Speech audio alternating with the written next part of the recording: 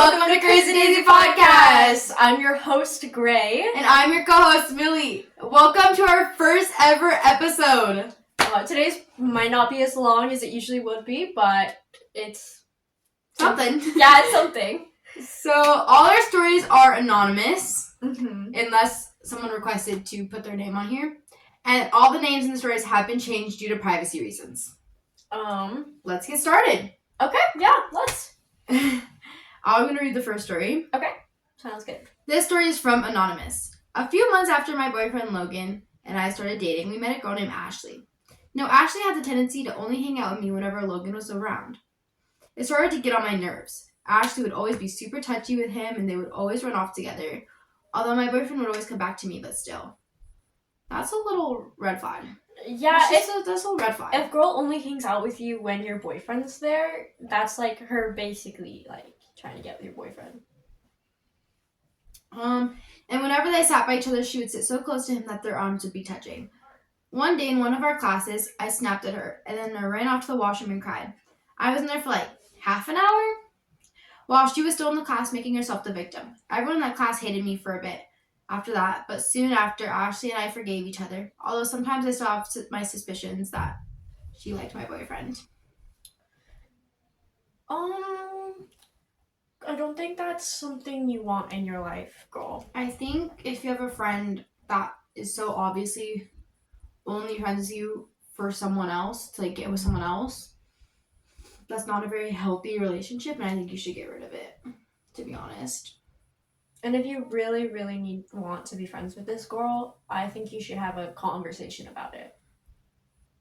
Alright, do you want to read our next story? Sure. This one's also by Anonymous, but there is a trigger warning for this one. It does contain a message about self-harm. Just be aware if you're uncomfortable with that kind of thing.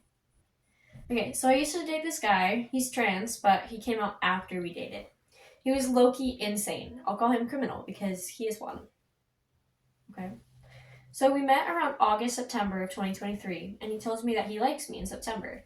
I say F it, and I ask him out because he keeps pressuring me to answer him. But I didn't have feelings for him at all. Now, criminal is jealous. He hates all my friends.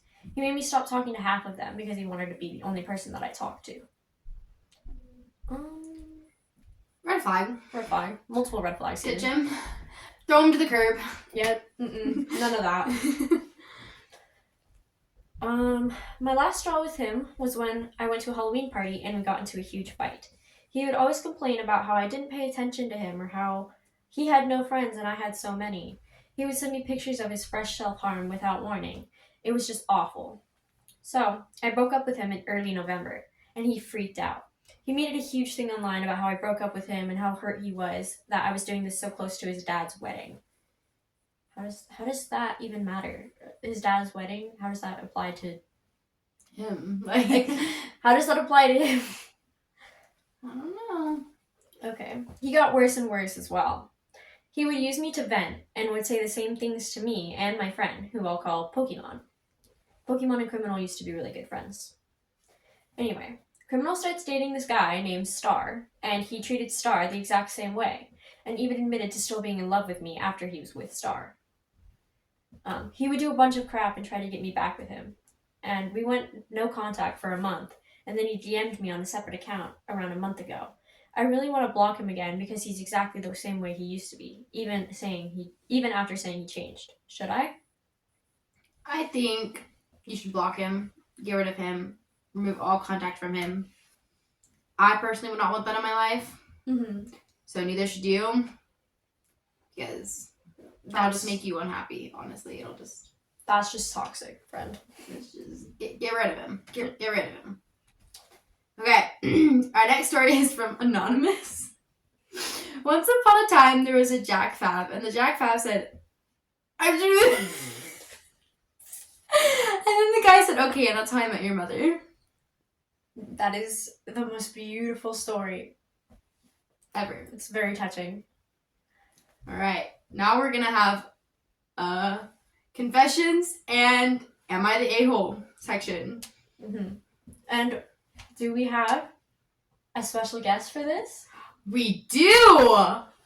Come on in here, bro. Come on in, introduce yourself. I'm the intern. I'm unpaid.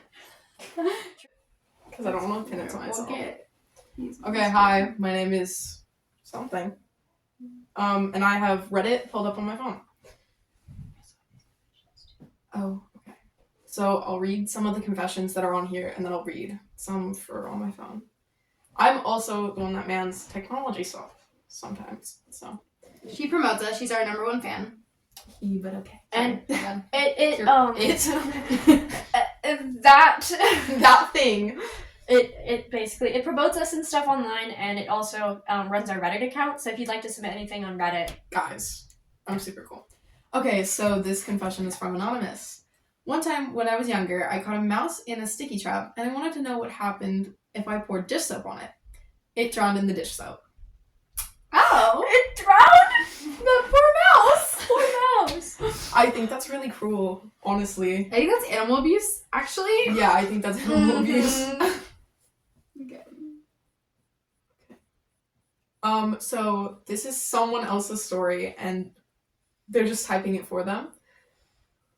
There's this girl who fought her teacher and bit her at my school, and they didn't suspend her. She literally attacked the teacher and got away with it. Oh. Oh, okay. That makes sense. That's normal. Mm-hmm. That sounds like something that would happen at my school. Okay, anything else? Okay. Oh. Cosplay confession time. When I first started cosplaying, I didn't have much makeup knowledge, so I would use things like eyeliner and lipstick. Oh, eyeliner as lipstick and lipstick as eyeliner. And eyeshadow. I also thought lip oils were a skin product one time, and I put it all over my face. That's a rookie mistake. Get better. Honestly, Okay, good. I probably would have done something the same too. Oh. When I was like 5, or not 5, when I was like 7, I used to do makeup so wrong. Like, so wrong. It was embarrassing. It was so bad. I still probably do it wrong, but at least it looks better than it used to. Yeah, it would probably look 100 times better. Okay, any more confessions you like? We have one more. Yeah, we have one more confession. This story is also from Anonymous. I made out with my cousin when I was 7. That is incest, friend. Okay. Illegal. Just a little illegal. Just a little bit. This is an Am I the A-hole story that I found on Reddit. And it's titled...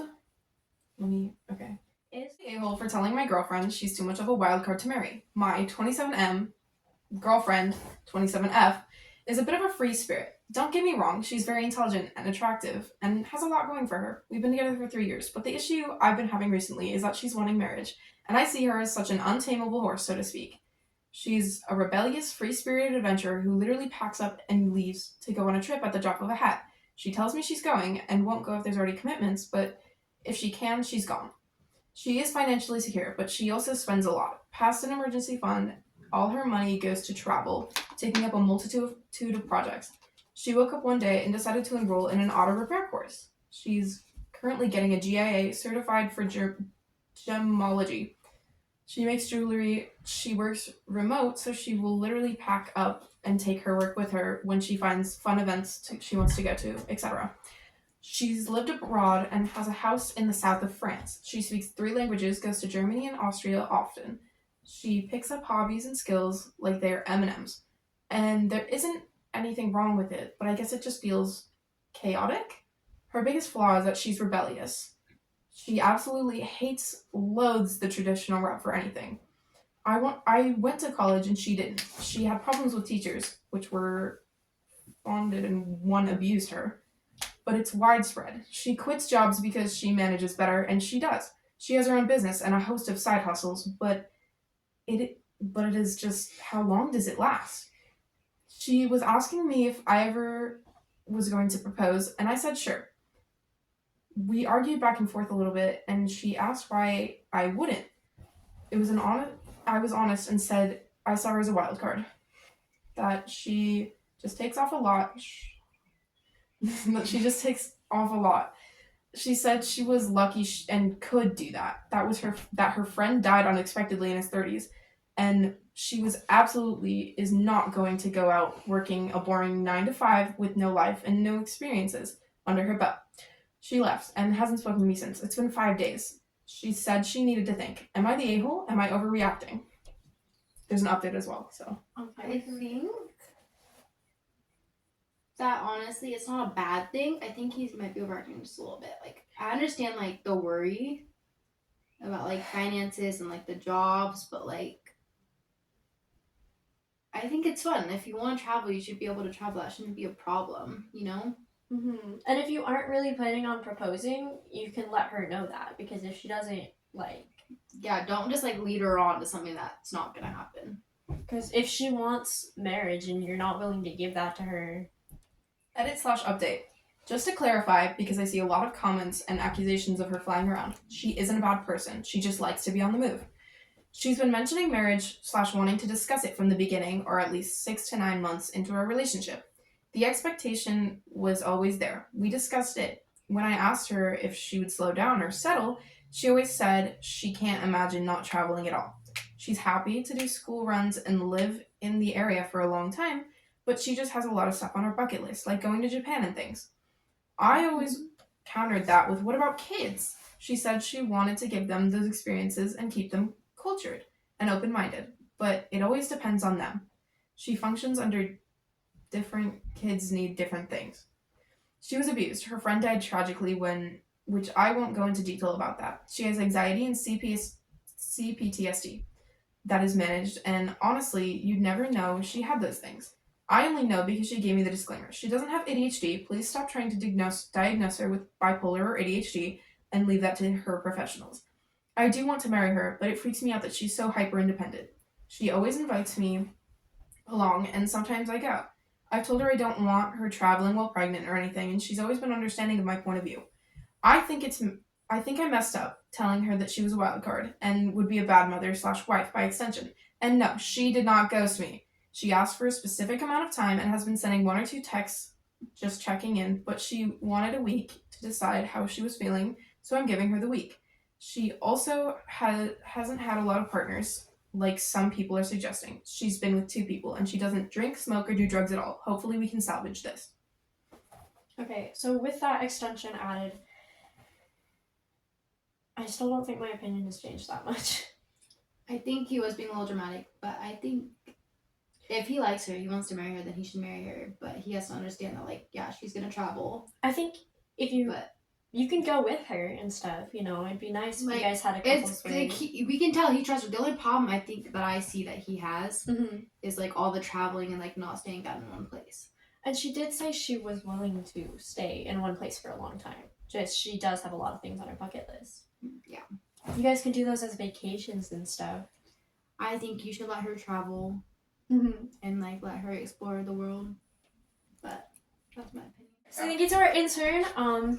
We appreciate you for joining us. Maybe you can come on next week. Yeah. I'm your intern. Maybe not. It depends how we feel about you at that moment in time. Yeah, it depends on if you get fired or not. Why did you get fired? Anyways. Okay, so our next story. Do you want to read this next story? Sure. This is submitted by Scotty. It says, one night, me, my brother, and my cousin were at a church. Specifically, my aunt's church. When it was over, me and a few other kids were waiting outside to go home. And after a while, I'm pretty sure it was like an Uber Eats car that drove up to the church and asked for whoever ordered. The guy was confused because he seemed to be looking for an apartment and not getting paid enough for this. He puts it down and tells us to wait 5 minutes, and if nobody came to get it, we should eat it. He was dropping off ice cream. We waited a good 30 seconds before taking it because we were inconsiderate children who apparently don't have self-control. For a few minutes, everything was fine, until a lady and her kid came out of the neighborhood building asking for an order. Instead of admitting that we stole it, we ran around the building trying to avoid her. Most of the group threw theirs away, besides me and one other kid. When we got around, a pastor paid them back for their stolen food, and we came back to the front of the church, where we were scolded for stealing and told to learn from our mistakes. And this is the only entertaining memory I have of this place. Well, that was so interesting. I hope you enjoyed your ice cream. I hope it was good. Because I don't know why I stole an ice cream just to be indifferent. Just kidding. I've never stolen ice cream before, guys. And we're also... No, stealing is bad. We're not promoting this. We are not promoting stealing. Okay. Okay, you can go ahead and read the next one. And then this is submitted by Anonymous.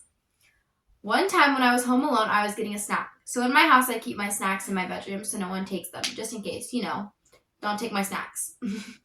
Anyways, I was home alone, and the only person being home was my cousin in my basement. But you have to, like, leave the house to get upstairs. Anyways, upstairs I was fully alone. So I walked from my living room to my bedroom. Keep in mind, my whole house is carpet, except for the kitchen and bathroom, obviously, lol.